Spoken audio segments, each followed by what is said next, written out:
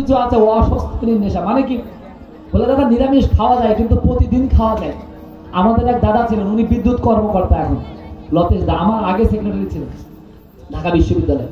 লতেশ দারা যাজন করছে দাদা স্বস্তিনী তো নেওয়াই লাগবে। তাহলে বাদল আমার কোনো সমস্যা নেই স্বস্তিনী নিতে, শুধু স্বস্তিনী একটা বিধান পরিবর্তন করা লাগবে। কি বলে? মাসে একদিন হাঁসের মাংস খাবো, আমি 29 দিনে নিরামিষ খাবো, কোনো সমস্যা নেই, মাসে একটা দিন আমার হাঁসের মাংস খেতে হবে। একদিনে যদি আমার মাফ করা যায়, মানে 29 দিন খাওয়ার পরে আর সহ্য হচ্ছে না, আমার এবার একটু খাওয়া লাগবে।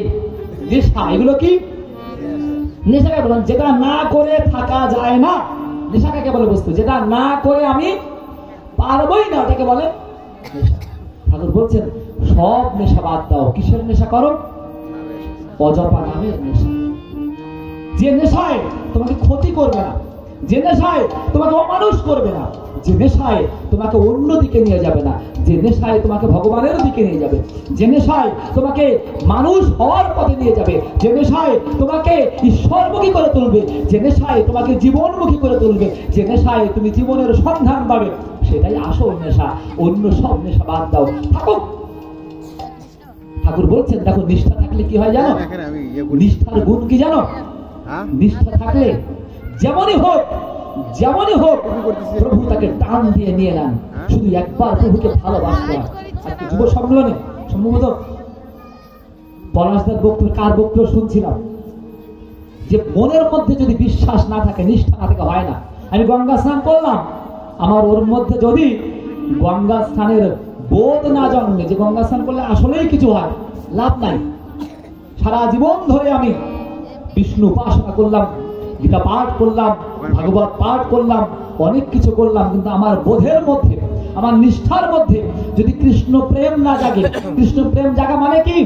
কর্মযোগ জাগা, জ্ঞান যোগ জাগা, সন্ন্যাস যোগ জাগা, ভক্তি যোগ জাগা, ধ্যান যোগ জাগা। এগুলো কি? গীতার কথা বলছে, এগুলো ঠাকুর অনুকূল চন্দ্রের কথা না। আমি কৃষ্ণ প্রেম জাগিয়ে তুললাম, কিন্তু আমার মধ্যে কর্মযোগ নাই, আমার মধ্যে জ্ঞান যোগ নাই, আমার মধ্যে সন্ন্যাস যোগ নাই, আমার মধ্যে কোনো যোগই নাই। সব কি বিয়োগ? মানে যোগ নাই, সব বিয়োগ, কর্ম বিয়োগ।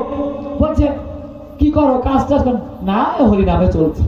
তো হরিনামে চলবে না, কাজ কাম করা লাগবে না? হরিনামে চললে হবে? জ্ঞান বলে এত জ্ঞান টান দিয়ে লাভ নাই। এত এই সৎসঙ্গের আলোচনায় কি শুধু বিজ্ঞান, দর্শন, সায়েন্স, এগুলোতে কি হবে? এগুলোই তো জীবন। এগুলোর ভিতর দিয়ে আমার প্রজন্ম, পরবর্তী প্রজন্ম এই বিশ্বের বুকে মাথা উঁচু করে দাঁড়াবে। সেটা আমি বলতে পারবো আমি ভগবানের সন্তান, পরম পিতার সন্তান। আমার আর জড়তা নেই, আর দুর্বলতা নেই, আমি আর কাপুরুষ নই। কখন বলতে পারবো? আমার মধ্যে যখন ওই বোধটা আসবে, তার আগ পর্যন্ত আমার অনেক ক্ষমতা, অনেক কিছু, সব চুপ করে বলে থাকবো, মিনমিন করে থাকবো। কারণ আমার মধ্যে সেই তেজ নেই। আমি বুঝতে পারছি না যে আমি কার সন্তান, আমি কার সন্তান। এই বোধটা আনার জন্য আগে নিষ্ঠা দরকার। নিষ্ঠা মানে তাকে বিশ্বাস করে তার ওই কাজগুলো করা। তাকে বলছেন কি হয় তখন? যার একবার নিষ্ঠা আসে, তার যত কিছু থাকুক তাকে টেনে নিয়ে যায়। আমি খালি ট্রান্সফোনের বিরুদ্ধে বলি, কিন্তু ট্রান্সফোনের পক্ষের কথা আছে। কি জানেন? ট্রান্সফোন ক্ষতিকর না, ভালো।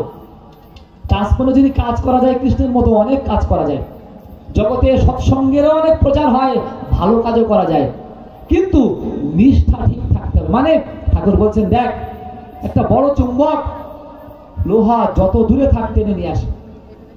লোহার গায়ে যদি মাটি চুটি মাখানো থাকে, তাও চুম্বকের কাছে গেলে মাটি সহ চুম্বক লোহাকে টান দেয়, পিতলকে টান দেয় না, আরেকটা জিনিসকে টান দেয় না, প্লাস্টিককে টান দেবে না।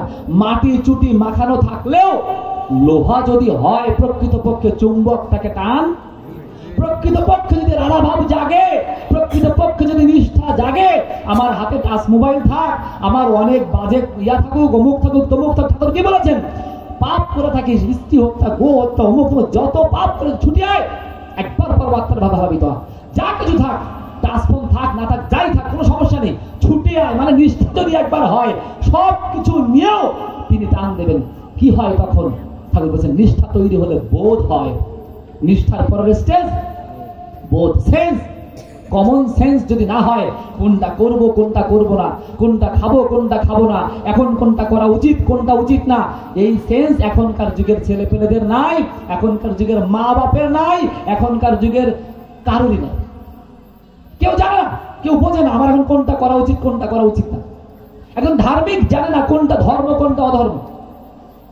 একজন বিজ্ঞানী জানে না কোন বিজ্ঞান মানুষের কল্যাণকর কোন বিজ্ঞান অকল্যাণকর। নাসা তৈরি হয়েছে অনেক ভালো,